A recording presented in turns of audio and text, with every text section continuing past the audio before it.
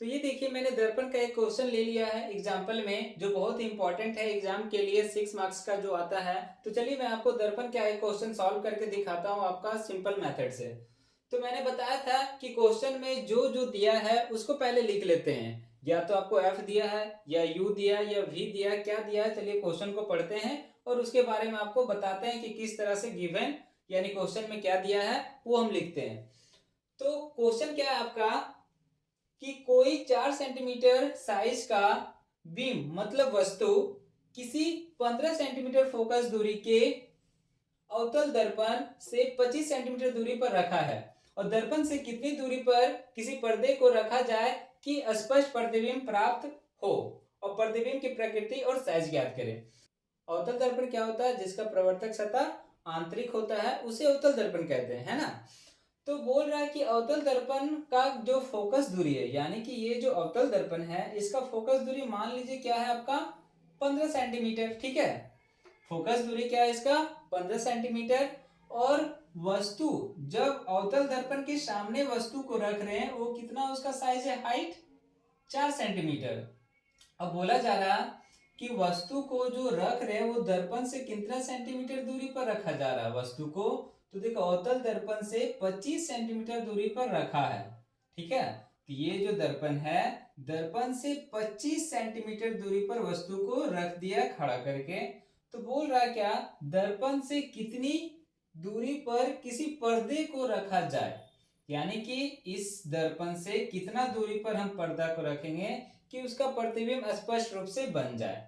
Okay, और उसका size भी निकालना है और प्रकृति भी निकालना है। तो अब मैं बता देता हूं कि क्या दिया है, चलिए अब मैं सॉल्व करता हूं।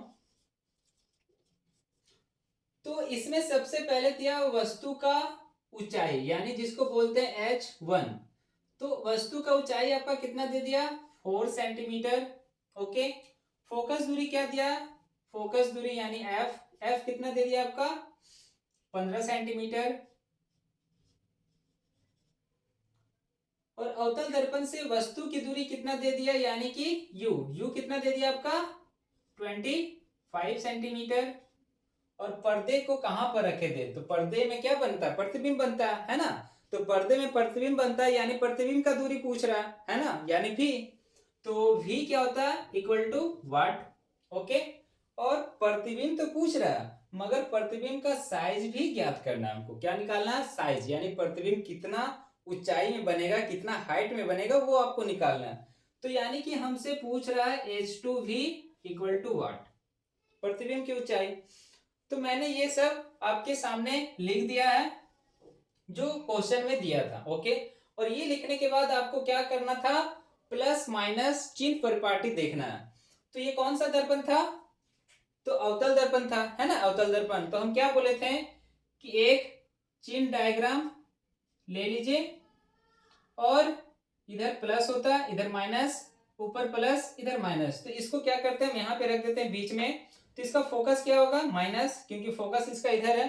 ओके, तो अवतल दर्पण कैसा होता है, ऐसा होता है ना।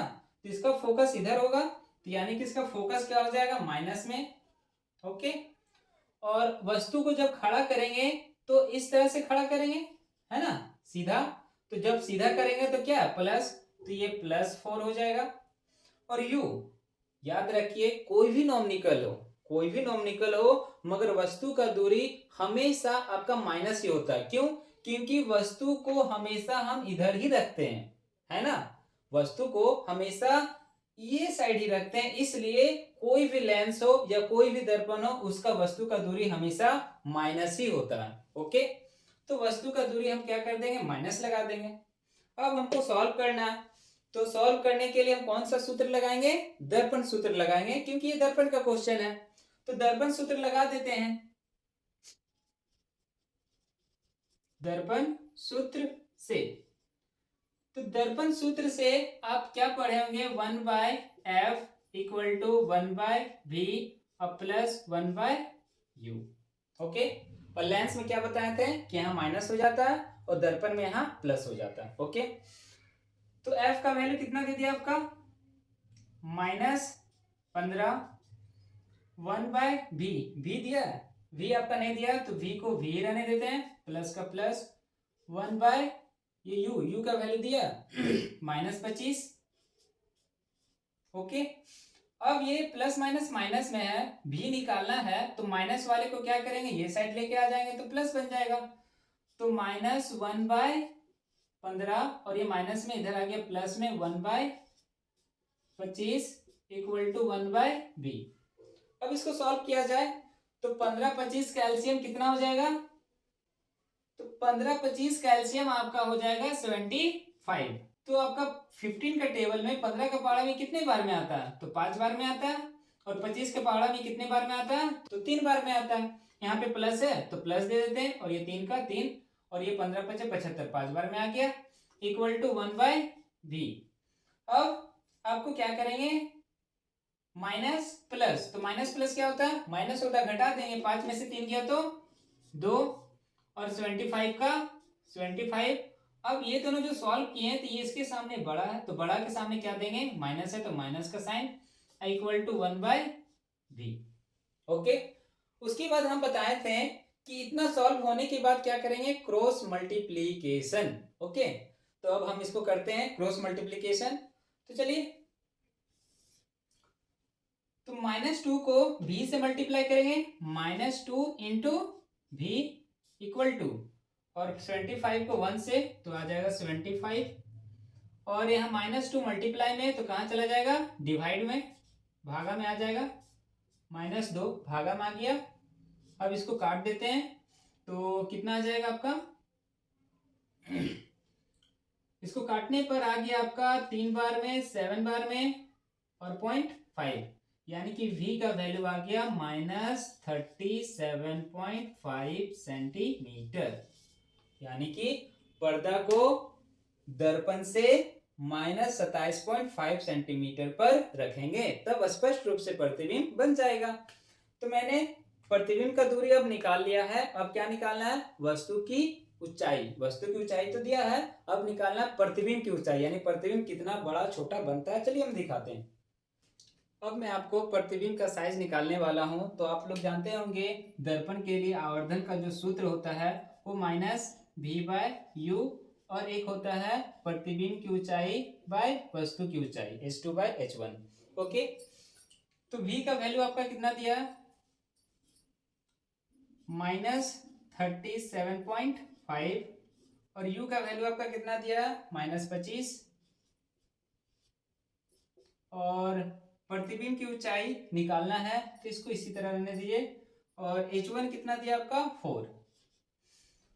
तो h2 निकालने के लिए 4 को हटाना पड़ेगा, तो 4 काचे में भागा में कहाँ चला जाएगा, गुना में, तो माइनस माइनस प्लस बन जाएगा।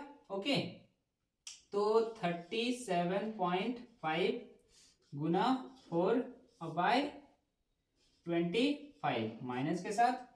अब इसको इधर क्या बच गया आपका h2, पॉइंट उड़ा देते हैं तो इंटू 1, और पॉइंट के बदले में 1 और एक 0, एक डिजिट है। तो अब इसे काटते हैं तो 2 का टेबल से 2 बार में, 5 बार में, फिर 5 7 जा और 5 5 जा, फिर 25 का टेबल में 75 कितने बार में आता है, 3 बार में, 3 2 जा, यानी कि आपका बच गया -3 इंटू 2 इक्वल टू h2, 3 2 जा -6 सेंटीमीटर इक्वल टू h2, यानी कि प्रतिबिंब का जो ऊंचाई है वो आपका 6 सेंटीमीटर आ गया। ओके, और 6 सेंटीमीटर जो आया वो आपका माइनस में आया।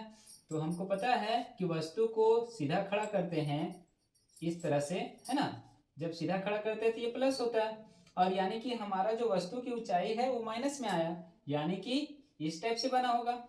आपको पता है कि जो प्रतिबिंब उल्टा बनता है वो कौन सा प्रतिबिंब होता है, तो वास्तविक प्रतिबिंब होता है। तो आपका प्रकृति भी पता चल गया, तो अतः करके लिख दीजिए, अतः प्रतिबिंब की प्रकृति, प्रतिबिंब की प्रकृति क्या है, वास्तविक और उल्टा। तो ये आपका आंसर आ गया है।